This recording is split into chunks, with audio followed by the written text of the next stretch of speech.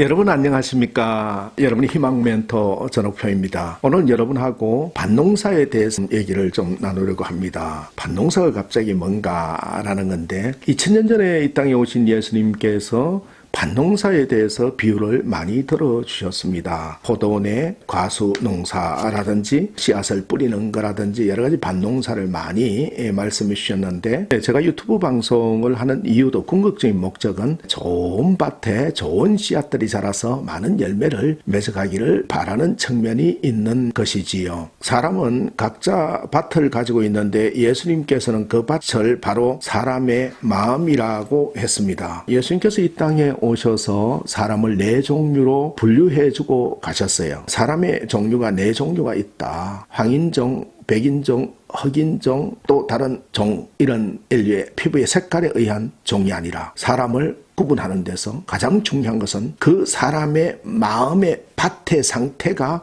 중요하다. 그 밭의 상태에 따라서 하나님 마음에 합할 수도 있고 하나님 마음에 져버려서 영원히 열매를 맺지 못할 수가 있다 해서 그 밭을 네 개로 나눠주시고 거기에 따른 사람을, 그 가문을 정해 주신 것입니다. 사람의 마음이 밭인데 예수님께서 씨앗이 무엇이냐라고 했어요. 그 마음에 떨어지는 게 뭐냐? 그 마음이 자라게 하는 것은 하나님의 말씀이라고 했습니다. 여러분, 하나님의 말씀이 들어가면 마음의 심력이 커지는 거예요. 능력이 커진다는 거예요. 하나님의 말씀이 어디로 떨어진다는 건가 하면 바로 우리 마음밭에 떨어진다는 거예요. 저는 목회를 하면서 교인 숫자의 과소의 영향을 받지 않습니다. 왜 그렇습니까? 누가복음 8장에 보면은 아무리 좋은 밭이라도 털어는 좋은 밭에 떨어진다 그랬어요. 여러분, 아무리 목사님들께서 또한 좋은 선생님들께서 말씀을 떨어뜨리고 말씀을 들려준다 하더라도 다 그게 좋은 밭에 떨어져서 좋은 열매를 맺는 게 아니라는 거예요. 벌써 그걸 정의를 해주신 거지요. 털어는 좋은 밭에 떨어짐에 100배의 결실이라고 주님께서 말씀하셨기 때문인 거예요. 저는 사실 누가복음 8장에서 늘 큰 은혜를 받습니다. 좋은 마음, 말씀을 받아들일 줄 아는 거. 그러니까 밭을 잘 경작하고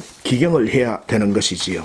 오늘 누가복음 8장 5절에서 15절에 있는 말씀을 가지고 사람은 네 종류가 있다라는 부분 같이 한번 나눠보도록 하겠습니다. 그 네 종류의 사람이 밭을 비유해서 말씀하셨어요. 그 마음이 길가밭이 있다. 첫째는 길가밭. 그거는 마귀에게 마음을 뺏겨버린 사람이다라는. 근데 말씀의 씨앗을 들었으나 씨앗이 뿌려졌지만 길가에 뿌려졌으니까 싹이 못 나는 거지요. 그 말씀을 마음에 새기지 못하고 마귀에게 뺏겨버렸다는 것은 무엇을 의미합니까? 길가밭. 길가가인 사람이 있어요. 첫 번째. 그 생각을 흩어버리는 자예요. 정신이 없는 사람, 산란한 정신을 가진 사람. 그래, 산란한 정신을 가진 사람, 마귀의 마음을 뺏겨버린 사람은 두 마음을 품은 사람이다. 한 마음이 아니다라는 거예요. 부부가 같이 살면서도 한 남편을 생각하는 게 아니고 다른 남편 생각하고 이 두 마음이 뺏기는 거예요. 또 한 아내를 생각하는 게 아니고 다른 아내를 생각하고 다른 여자를 생각하고 이런 것들이 다 마귀에게 마음을 빼앗겨버린 사람, 생각이 흐트러진 사람, 두 마음을 품게 한 거다. 이 길가밭이다. 길가가다. 가문의 가짜에서. 두 번째는 바위가가 있어요. 바위. 감정에 치우친 사람이라고 얘기했습니다. 그 일시적인 감정에 의해서 열심히 하다가 갑자기 팍 식는 거. 그래서 이건 누가복음 8장 13절에 바위에 씨를 뿌린다 했어요. 잠깐 믿다가 뿌리가 없어서 시련이 오면 배반한다 그랬어요. 시련에 못 견디는 거. 세 번째는 이제 가시떨기가가 있습니다. 가시떨기가는 염려와 물질에 붙잡힌 사람이 함께 자라기는 자라는데 가시로 인해서 기운이 막힌다라는 거예요. 걱정에 사로잡히게 되는 거예요. 근데 돈에 초연하고 걱정에 초연해야 되는데 가시가 계속 자라나는 거예요.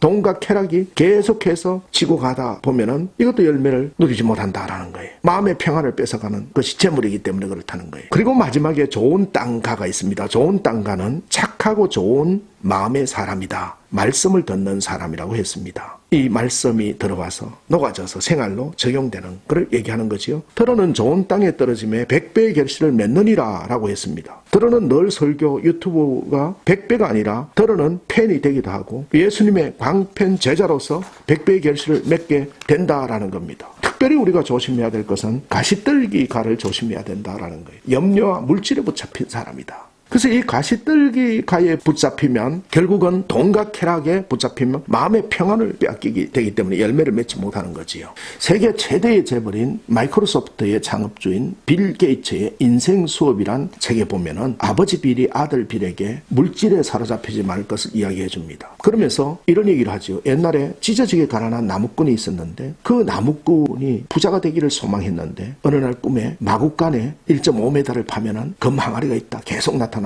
실제 파봤습니다. 검 단지 항아리 단지를 발견하게 된 거지요. 그래서 그 항아리를 파서 어디에 놓을까가 걱정이 됐어요. 그래서 아내도 몰래 그것을 다락에 하루 갖다 놨더니 또 내 아내가 알든지 다른 사람이 알면 어떡하냐 걱정이 되기 시작했습니다. 그래서 이 나무꾼은 궁여지책으로 다시 마구간에다가 묻고 하루에 필요한 것만 조금씩 꺼냈었지요. 그리고 이제 오랜 세월이 지나갔습니다. 그래 보물단지를 숨겨 놓으면서 조금씩 가져다 쓰면서도 항상 그 보물단지가 잘 있을까 노심초사하게 되었고 깨어있는 동안에는 이렇게 중얼거리고 또 밤에 잘 때 보물단지가 사라질까 누군가가 훔쳐갈까 불안해했습니다. 그래서 자다가 놀라서 깨기도 하고 굉장히 힘들게 되었는데 결국 큰 병이 들고 말았죠. 병상에 누워있는 나무꾼의 숨소리가 심상치 않았습니다. 그러나 삶에 대한 집착이 강했던 이 나무꾼은 죽기 전에 통증을 일시적인 것으로 생각하고 곧 괜찮아질 것이라고만 믿었습니다. 근데 하지만 통증은 사라질 줄 모른 채 점점 격렬해졌고 혀가 굳어져서 말을 할 수 없게 되었어야 나무꾼은 정말로 이 생과 작별하게 되었다는 걸 실감하고 아내에게 보물이 있는 것을 알려주려고 몇 번이나 입을 벌렸지만 목소리가 나오지 않았다는 거예요. 손을 들어 올릴 힘도 없었죠. 결국 그는 단지 안에 든 돈을 절반도 쓰지 못한 채 세상을 떠났고 보물단지는 그의 집 마구간에 그대로 묻히게 되었습니다. 결론은